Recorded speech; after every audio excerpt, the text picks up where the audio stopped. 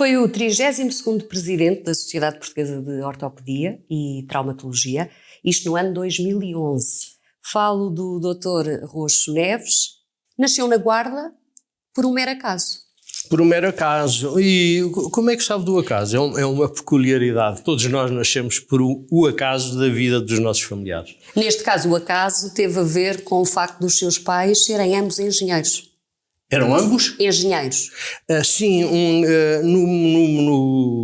neste específico da Guarda, o meu pai fazia engenharia de minas, estradas, e na altura ainda não havia estes processos 3D com satélite, fazia orografia, fazia a determinação dos volumes das montanhas. E por causa disso, passámos a vida toda a mudar de cidade em cidade em cidade, conforme os locais onde ele trabalhava. E como é que isso moldou a sua personalidade? Porque imagino Não sei. É uma das coisas que se ouve muitas vezes falar. Onde é que tu estás integrado? Quem é que tu te sentes? E eu não me sinto integrado em lado nenhum. Porque eu vivi, na verdade, em 2 continentes diferentes, 10 ou 12 cidades diferentes, e os amigos de infância acabaram por se perder. Eu, na verdade, só fiz amigos na faculdade, que foi quando vim para Lisboa e terminei o curso de medicina e depois a especialidade em Lisboa. E aí é que eu construí um novo leque, porque da minha infância, para além da família, muito poucos amigos. Ou seja, teve uma infância itinerante, se assim podemos dizer. Itinerante é uma boa palavra. Não senti nada de especial com isso. Muitas vezes a gente vê histórias de miúdos que contestam os pais porque vão perder a sua cidade. Eu não me lembro disso. Lembro-me que, mudei de cidade, é um outro sítio, vamos descobri-lo. E tinha facilidade em fazer amigos nessa altura? Não devia ser fácil, não é? Porque sabia que mais tarde ou mais cedo iria ter de mudar novamente. Eu muito cedo me apercebi que uma coisa é fazer conhecidos, outra coisa é fazer amigos. Há uma diferença. Portanto, muito grande. Portanto, muito cedo me apercebi que fazer conhecidos, sim, era imediato. Ia-se para a escola e vinha-se lá de mão dada com o colega a correr, dar chutes nas pedras. Mas fazer amigos é um bocadinho mais difícil. E depois ainda teve uma ida até Moçambique. Exato, foi por isso que eu falei em 2 continentes. Um dos últimos trabalhos do meu pai foi em relação às estradas, fazer planeamento de estradas em Moçambique. Fazia o planeamento, portanto ia com um grupo de operacionais, com miras taquiométricas, etc. e desenhava, calculava a melhor maneira de construir uma estrada. E estive lá há vários anos. Que idade é que tinha nessa altura? Fui para lá com 12 e vim de lá com 16, portanto vim acabar o liceu, para a metrópole, estive no Porto, no Colégio dos Carvalhos, engraçado, e depois vim fazer a Faculdade de Medicina em Lisboa. E guarda boas recordações desses tempos, ainda foram 4 anos em Moçambique, não é? Muito boas, muito boas. Todas as pessoas que passaram por África têm, diria eu, estou a generalizar o que eu tenho ouvido à minha volta, com uma sensação única de espaço. Portanto, as pessoas estão num sítio que é, ao contrário de Portugal, muitas terrinhas muito próximas umas das outras, lá é o contrário, são 100 km de selva, não há nada, daqui até à próxima localidade. No meu caso, cheguei à Beira, a Moçambique, e fiz uma viagem para Vila Pereira, no interior, 100 e tal quilómetros ou mais, e eu lembro-me do espanto, como vamos andar 200 quilómetros sem ver ninguém? Sim, havia leões, claro, engraçado. Portanto, a sensação de espaço e de liberdade é muito grande. E teve a oportunidade de já voltar lá? Sim, entretanto, voltei lá já como médico num congresso organizado e participado pela SPOT. É engraçado, mas está muito diferente. Muito diferente. Sempre que nós visitamos a nossa infância, descobrimos que nós mudamos e o local da nossa infância também mudou. Isso, como é que... Às vezes não é fácil lidar com isso, não é? O percebermos que se calhar não era como nós pensávamos. Aquelas recordações que tínhamos não eram exatamente assim. As primeiras vezes que eu descobri esse conceito, que é a minha ideia romântica imaginada de qualquer coisa, e depois chegamos ao real e percebemos que não é assim, as primeiras vezes magoa. E depois a gente percebe que é assim mesmo, é a lei da vida, nós evoluímos, as pessoas evoluem, os locais evoluem e nada é como era. Até as nossas sensações mais características, como sabores. Havia coisas que eu me lembrava, quando fui para Moçambique, de sabores do continente de Portugal. E quando voltei cá e redescobri esses sabores, descobri que não eram assim tão fabulosos como isso. Eram bons, claro, eram agradáveis, mas a magia estava na minha imaginação e na minha memória do sabor e não no sabor em si próprio. Muito bem, regressa a Lisboa depois desses 4 anos em Moçambique, vai ainda para o liceu, com 16 anos. Fiz o liceu no Porto. No Porto, e depois como é que ingressa em medicina? Porquê medicina? Muito bem, eu quando era jovem, a minha mãe dava aulas de ciências da natureza, na altura, química, ciências da natureza.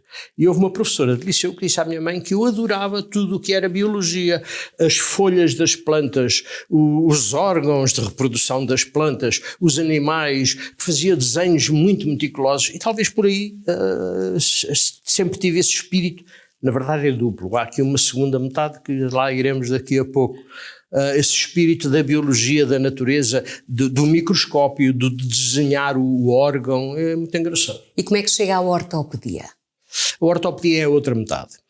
O meu pai era engenheiro, passei a vida toda a vê-lo lidar com ferramentas, com trabalhos, com projetos e sem querer herdei um bocadinho disso. E eu dentro de mim próprio sou, na verdade, um engenheiro médico, ou um médico engenheiro, e quando chegou a altura de escolher a especialidade, a ortopedia era a única que estava nitidamente dentro da minha destreza manual, o meu amor pela ferramenta, o cuidado com a ferramenta, a maneira como se usa, a necessidade da perícia, e achei que a ortopedia estava perfeitamente bem para mim e nunca me arrependi, pelo contrário, achei que escolhi muito, muito, muito bem.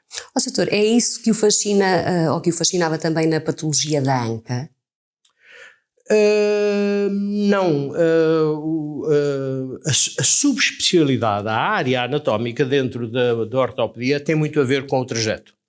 Assim como quando somos jovens os familiares nos educam para nós termos certos tipos de atitudes, sentimentos e preferências, na medicina, na ortopedia é a mesma coisa. É a pessoa com quem a gente trabalha que nos ajuda e ensina de mais determinadas áreas. E há algumas que, pelo contrário, tivemos menos contacto, muito menos contacto, e não estamos à vontade nelas.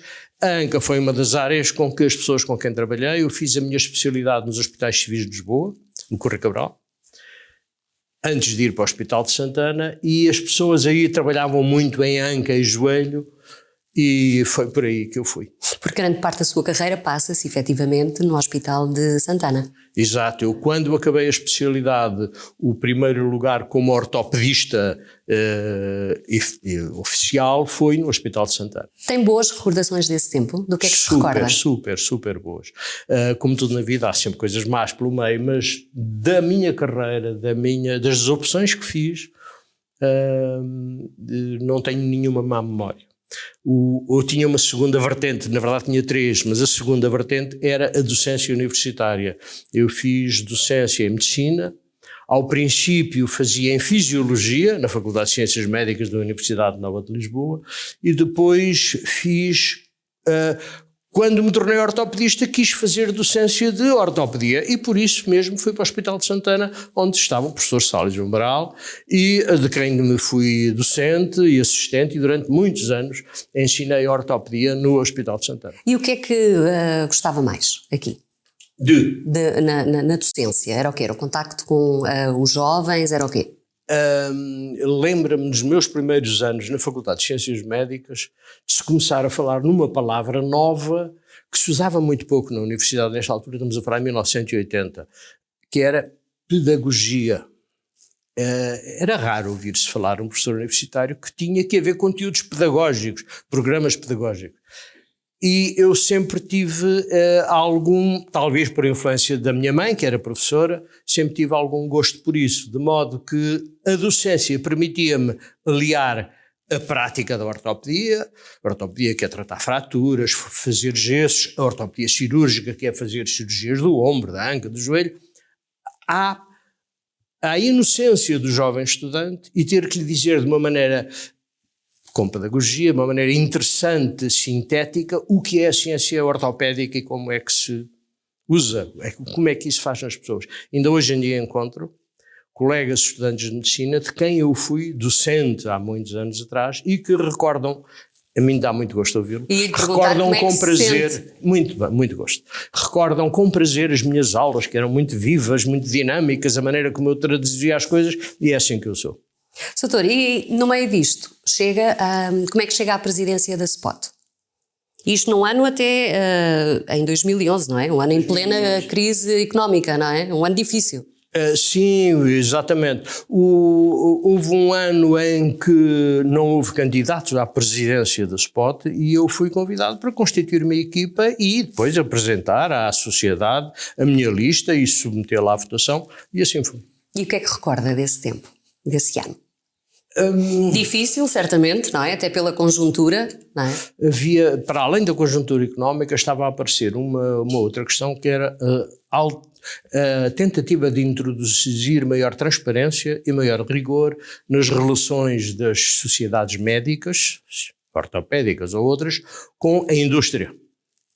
E começaram a aparecer regras, chamadas as compliances, que era, tem que haver regras na maneira como as empresas patrocinam, por exemplo, uma sociedade de ortopedia para realizar um congresso. E isso tudo, nessa altura, houve muitos problemas para resolver, mas como tudo na vida, é um pouco como uma cirurgia. Diria eu, quase tudo na vida se pode comparar a uma cirurgia, mas isto só mostra o meu defeito. Como assim? A minha formação profissional. Que é, há um problema, tem que se abordar as estratégias que se conhecem para abordar esse problema e depois começar a resolvê-lo. E durante o processo afinar o melhor possível dentro do que sabemos e dentro do que somos capazes de fazer. Estes dois fatores contam muito. A pessoa tem que saber primeiro. Há coisas que sabe menos, há coisas que sabe mais. Mas sem conhecimento não vamos lá. E segundo, a capacidade de executar na ortopedia, isso é muito claro. E a pessoa tem que saber, tem que se conhecer a si própria, quer sobre o seu fundo científico, quer sobre a sua capacidade de executar. E depois escolher uma coisa que lhe dê a ele maior capacidade de sucesso.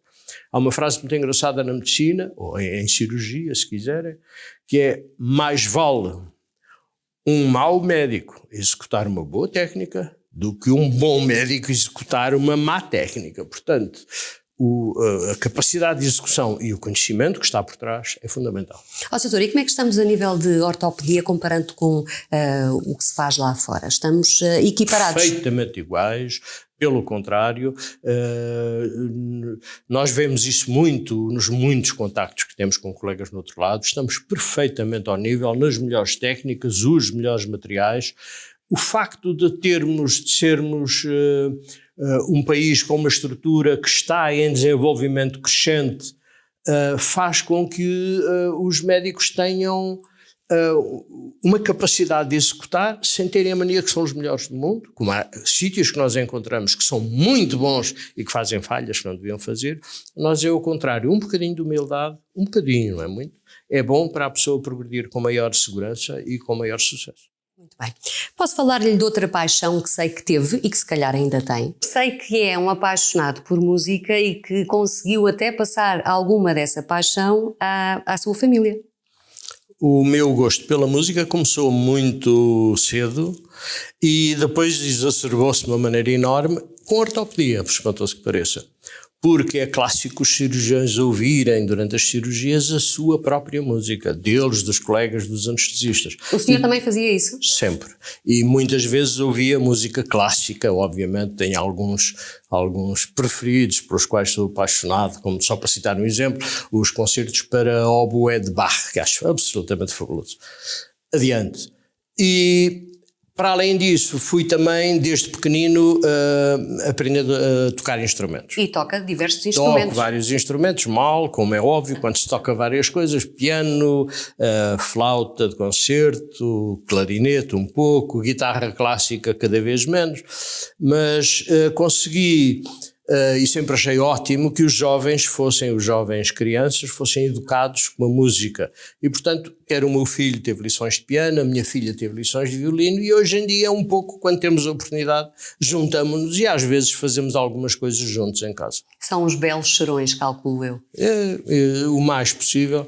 Como eu já terei dito, a família é das poucas coisas que vale a pena e uns bons momentos familiares enchem-nos, aquecem-nos para depois superarmos muitas dificuldades na vida. Muito obrigada.